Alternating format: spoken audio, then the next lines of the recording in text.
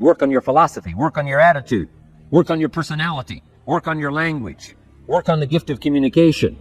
Work on all of your abilities. And if you'll start making those personal changes, I'm telling you, everything will change for you. Here's what you can do. Get wiser and stronger and better. Just make a list of that trio of good words. Wiser, stronger, and better. Don't you think you could read more? Pick up the scenario, pick up the books, pick up the cassettes. So I would put some stuff on cassettes so you can listen to it. Put it in books so you can read it. Now putting it on video so you can see it. I'm telling you, anybody that wants to can get wiser. Next is stronger. Anybody can get stronger. If you're willing to do the push-ups, you can get stronger. If you're willing to put yourself through the paces, you can get stronger. Can you develop stronger skills? And the answer is yes. Start practicing. And you can get stronger. Can you get stronger in handling life situations? Of course. But you got to go to work on yourself. You can't blame out there wishing it was easier. Wish you were stronger. And here's the last one, get better. Anybody can get better. Develop the skills. Okay? Don't wish away the winters. That's called naive. Wish for the skills. Wish for the strength. Wish for the wisdom. Spring is called opportunity. Another day is called opportunity. Days follow nights. How about that? And how often? Every day. But now here's what we must learn to do with opportunity. Underline 2 strategic words in that sentence. Take advantage. Just because spring comes is no sign you're going to look good in the fall. You got to do something. Read every book you can on what to do with your opportunities, what to do with your days, what to do with your chances. Don't miss the educational process. Don't miss the process of learning. To understand, opportunity keeps coming, but the key is taking advantage, taking advantage. Take advantage swiftly and quickly. Don't just let the time pass. The Beatles wrote, life is very short. But life is short. At the longest, it's short. So don't just let the springs pass. Take advantage. Seize the day. Seize the moment. Seize the opportunity.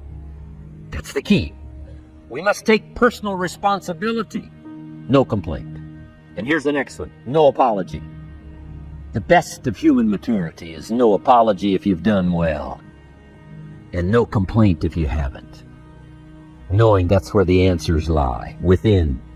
And then without in the miracle of the possibilities that we have to work with. Those are the 4 major lessons in life to learn. Let's talk about some more parts of personal development. Got to take care of yourself. Do not neglect to take care of yourself. Good phraseology used in the Bible, in my amateur way, but let me put it to you best I can. Here's what it says. Treat your body like a temple. A temple. A temple. Take good care. It's the only place you've got to live currently. A temple meaning something you take extremely good care of. A temple. Learning to just take care of yourself. Key phrase. Some people don't do well because they don't feel well. They've got the gifts, they've got the skills. Maybe they just haven't taken care of themselves. They don't have the vitality. Key phrase. Vitality is a major part of success. Vitality. So take care of yourself. Now there's all kinds of parts to physical. Here's one. Appearance is part of the physical. Never have a second chance to make a first impression. God looks on the inside. People look on the outside. Isn't that good information? Now you say people shouldn't judge you by how you look. Let me give you a clue. They do. They do. You can't deal in these shoulds and shouldn'ts. You'll be tipped over the rest of your life.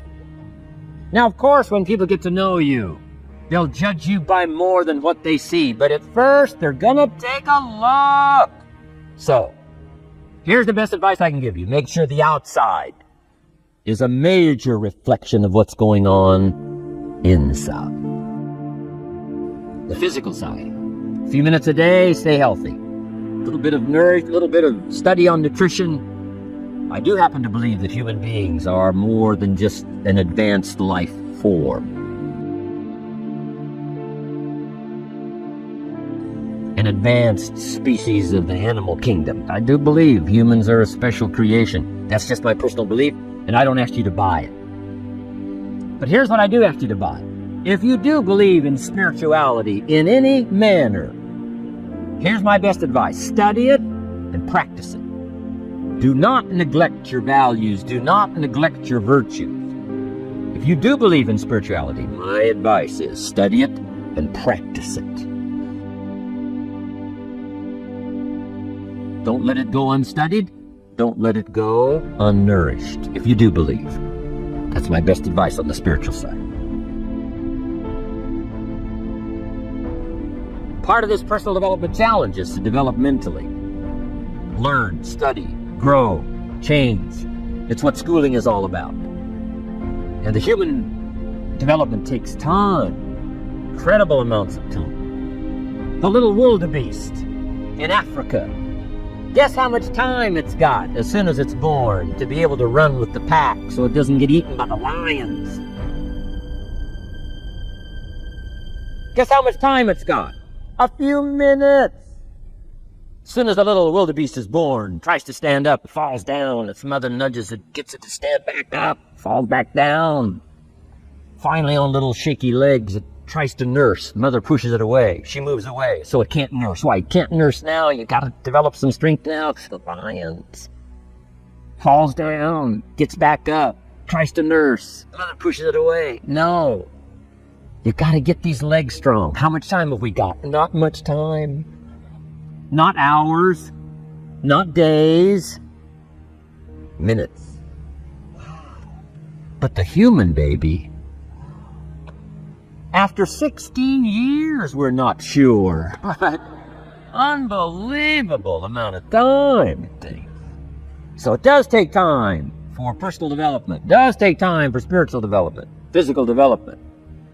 But here's also what takes time, and that's your mental development. Feeding the mind. Nourishing the mind. Some people read so little, they got rickets of the mind. They couldn't give you a good, strong argument as to their own personal beliefs. You got to get yourself ready. And one of the ways you got to get ready is not just physical and not just spiritual. You got to get ready mentally. And this is where Shof went to work on me. To be ready mentally. To develop the philosophy and also be able to defend your virtues and your values. Let's go through it. You need a good library. Start developing a library. Here's what your library needs to show: that you're a serious student of health and life, spirituality, culture, uniqueness, sophistication, economics, prosperity, productivity, sales, management, skills, values of all kinds. Let your library show you're a serious student. Don't be casual in learning. Don't be lazy in learning. Information is the key. Okay. Learning is the beginning of wealth. Learning is the beginning of health. Learning is the beginning of prosperity. Learning is the beginning of democracy, the beginning of freedom. All values, all virtues start with the learning process. So don't be lazy in learning. Don't be lazy in gathering the library that'll teach you and instruct you. And I got that book, Think and Grow Rich. Some of the ideas in that book inspired me no end, helped me to change my life. Now, it's got some weird stuff in it. It's got some weird stuff. Napoleon was weird, so you gotta separate out a little of this weird stuff. But you can do that. You can separate out the weird stuff, okay? Unless you're weird, just do the weird stuff. Anyway, remember, don't be a follower, be a student. That's the key to all books. Don't be a follower, be a student. Okay. Another book he recommended. Help Me Become Financially Independent, The Richest Man in Babylon, by George Clason. This little book, The Richest Man in Babylon, so important to nourish the mind, not just the body, but nourish the mind. Key phrase. Now it needs to be well balanced. You can't live on mental candy. Somebody says, I just read this positive stuff. That's too second grade. You got to get out of second grade. You can't just be inspired. You got to be taught. You can't just be inspired. You got to be educated. The story of philosophy. It's got a good rundown of the key philosophers of the last several hundred years, what they taught and some of the lives they lived.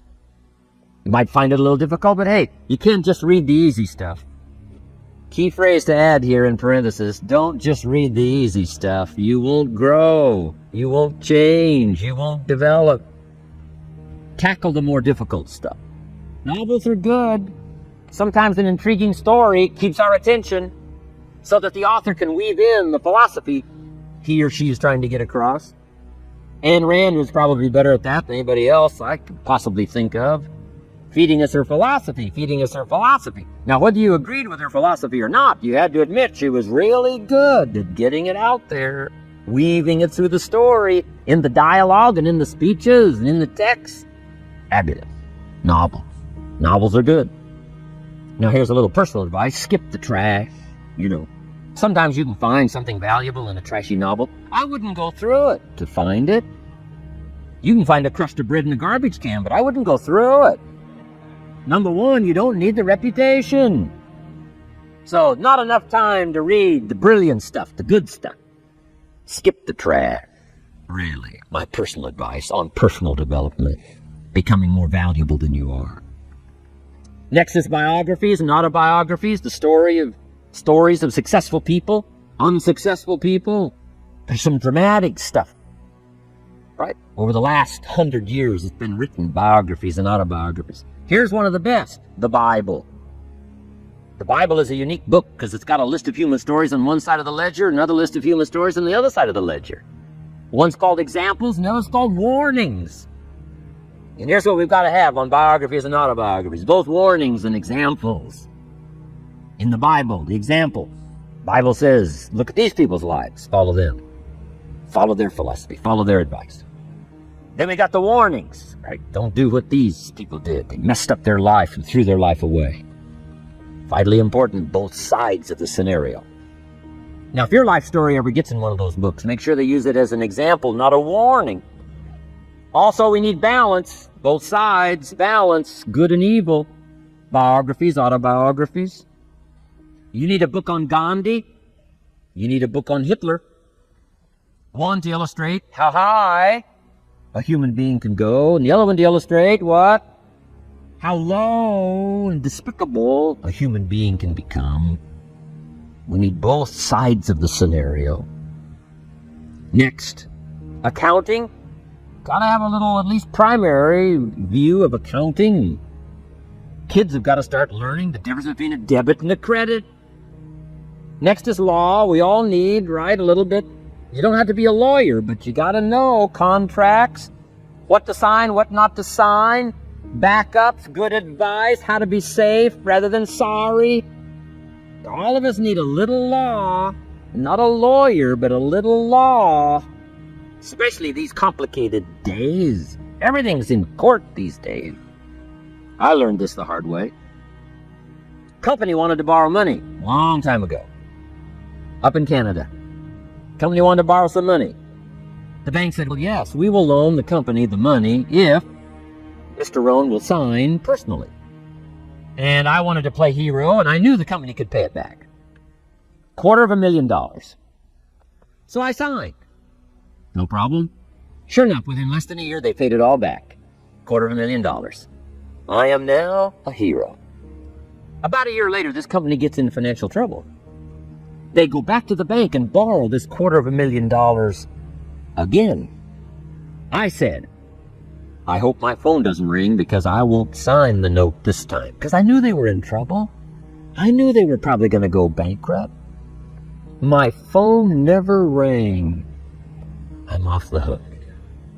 Sure enough, within less than a year, the company goes bankrupt. Can't pay.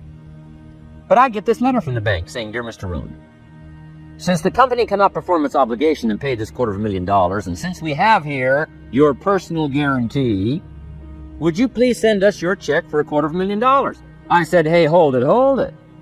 There must be some mistake here. I signed that first note, and they paid it all back. I wouldn't have signed the second note. I didn't sign the second note. What I didn't know I had originally signed was a continuing guarantee. So now I know what the word continuing means. I'm asking you to study a little law, know what to sign, know how to defend yourself. Right? Say, hey, we'll get back. Don't sign too quickly. There's all kinds of things here. Be a student. Don't be lazy in learning. How to defend as well as nourish. How to grow as well as take care of your enemies. Next, keep a journal. Not only be a student, but the good ideas that you develop from the books. Keep a separate journal. Write all this stuff down. Don't trust your memory. If you're serious about becoming wealthy and powerful and sophisticated and healthy, influential, cultured, unique, keep a journal. Don't trust your memory. If you listen to something valuable, write it down. If you come across something important, write it down. Write it down.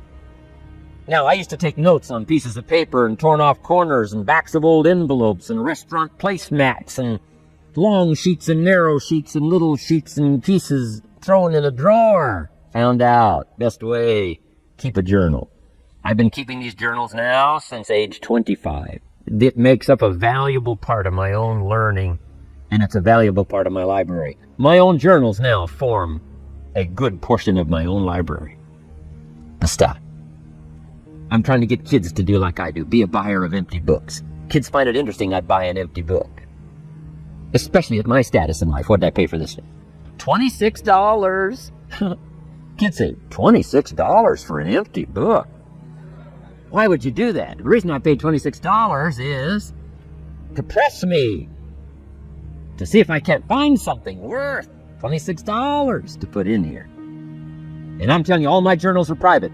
But if you got a hold of one of my journals, you wouldn't have to look very far until you would say, this is worth more than $26.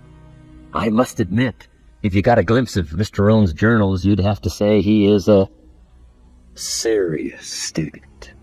Not just committed to his craft, but committed to life, committed to skills, committed to learning, to see what I can do with seed and soil and sunshine and rain and miracle and possibilities and turn it into equities of life and treasure, family relationships, enterprise, sales, management, gifts galore, everything you want, all available, especially in America. I'm asking you, keep a journal.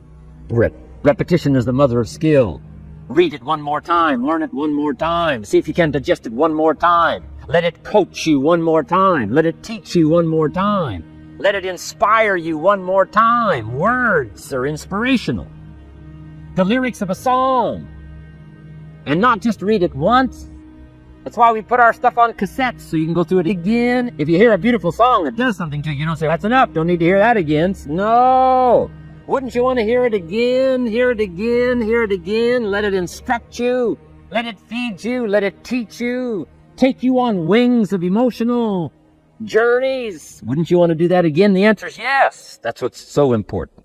And here's what's important, one of the things to leave behind, that's your journals. All the stuff you took the meticulous time to gather. One of the greatest proofs that you're a serious student. Taking pictures, that's pretty easy. Buying a book at a bookstore, that's pretty easy. Here's one that's a little more challenging. Be student enough of your own life and your own future and your own destiny. Be student enough to take the time to keep the notes and keep the journal. You'll be so glad you did. What a treasure to leave behind when you go. Your journals. I wouldn't be without mine now.